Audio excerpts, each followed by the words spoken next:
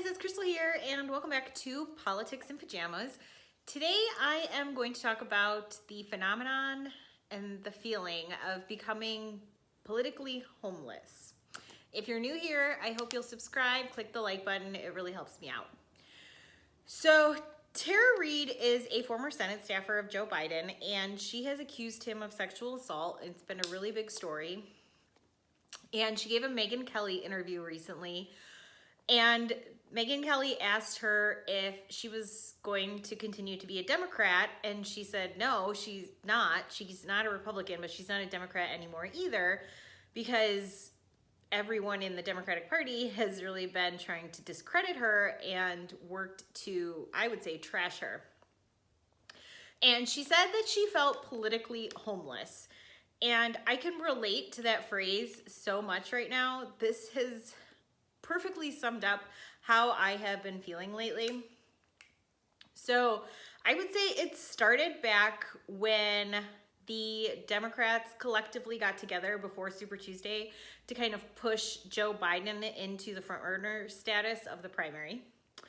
And then Joe Biden said that if by some miracle Medicare for All got all the way through Congress and got to his desk, he would veto it. Like, basically he said it would still probably be too expensive.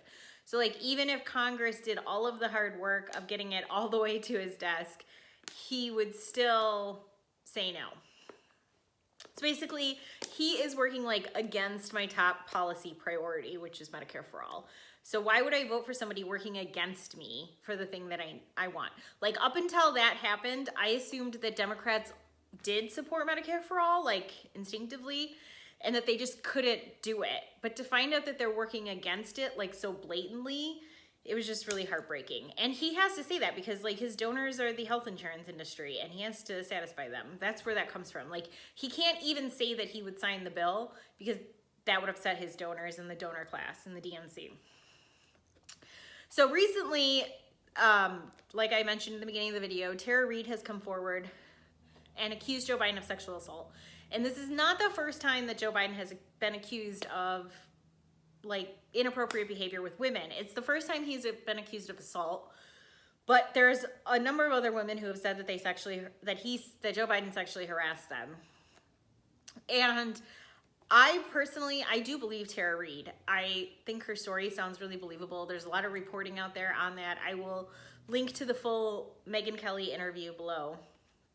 But I think she's telling the truth. And there's a lot of evidence to back that up. Like, her mom called Larry King in the 90s to ask what she could do about her daughter having an issue with a prominent senator.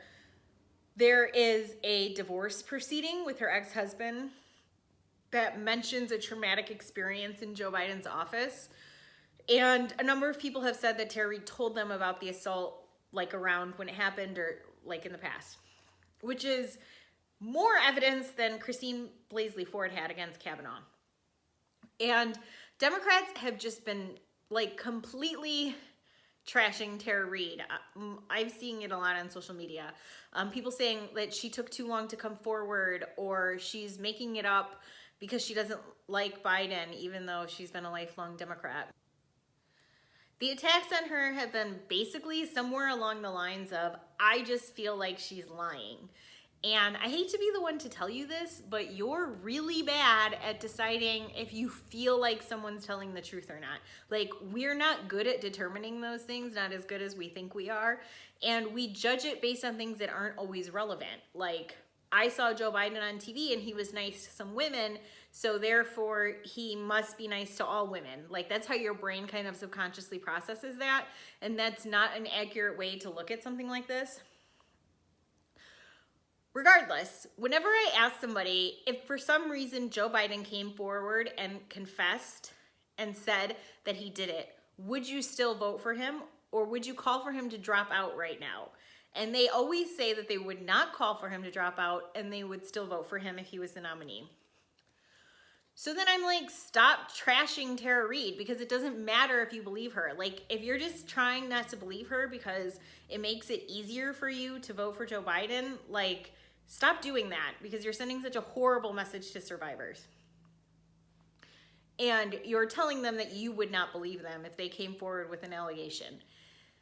I really wanted to say this in this video. I would rather take the chance that Tara Reade is lying and defend her publicly and let everyone that I know in my life that I would support them if something like this happened to them and they came to me about it, than trash Tara Reade and send, even if she was lying, which she's not, I don't think, but if she was, I would rather take the chance that she's lying and I'm like stupidly defending her.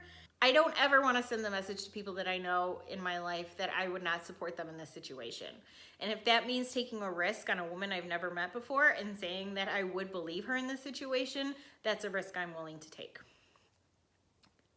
Okay, all of this combined has made it very difficult for me to call myself a Democrat anymore.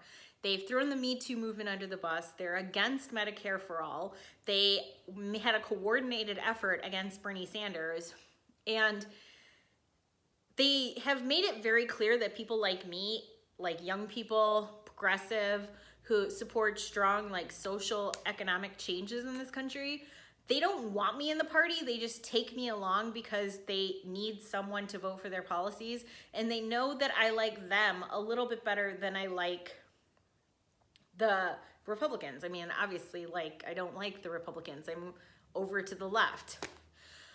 But it feels frustrating and exhausting and frankly abusive from the Democrats to always have to be dealing with this. And I don't feel like I'm a Democrat anymore. Like, I'm not planning to vote for Joe Biden in November right now. That leaves me in a really horrible position because, as everyone will tell you, third-party runs have a very difficult chance of success. So do I think that voting for the Green Party means the Green Party is going to win? No.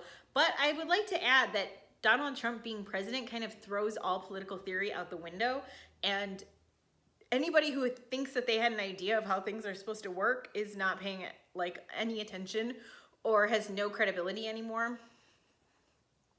So there is a part of me that believes that the Green Party will have a chance. They are picking their candidate in July, so I'll talk more about that then, but it leaves me, as Tara Reade so eloquently said, politically homeless because I'm not a Democrat and I'm not a Republican, and neither of those parties want me in their party.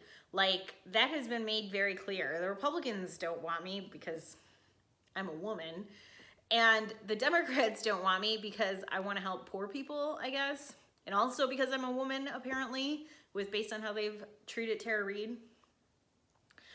And it's a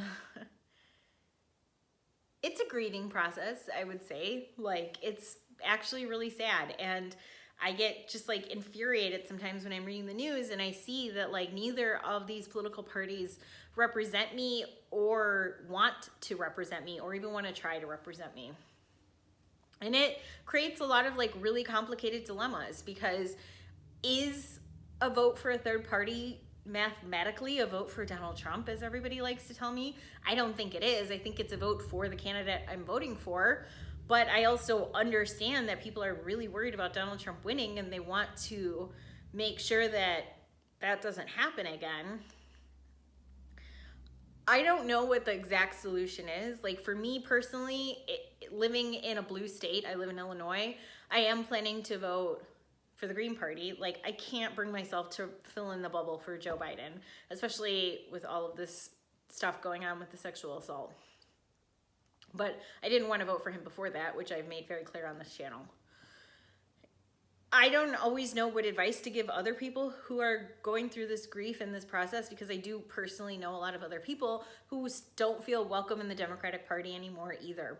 The Democratic Party has kind of shifted more to attracting like Republican light than to attracting the left. It's a lot easier to appeal to people whose interests happen to line up with the donor class and with corporatists. So I understand how it happened. I'm just really disappointed that it happened, and I'm disappointed that they've left people like me out to dry in the process. My hope, my like dream would be that the Democrats kind of see the error of their ways and actually make real like progress in trying to pull the progressive left back into the party, but that hasn't happened at all so far, other than like shaming us and calling us brats if we don't vote exactly as they tell us to, but not giving us any reason to do so. My other hope would be that the Green Party is strong enough to like really become the kind of party that demands to be taken seriously. And I do think that's going to take a lot of time. I don't know that that's going to happen within the next like 6 months. But I also know that if we don't start now, 20 years from now, we're going to be asked to vote for somebody worse than Joe Biden.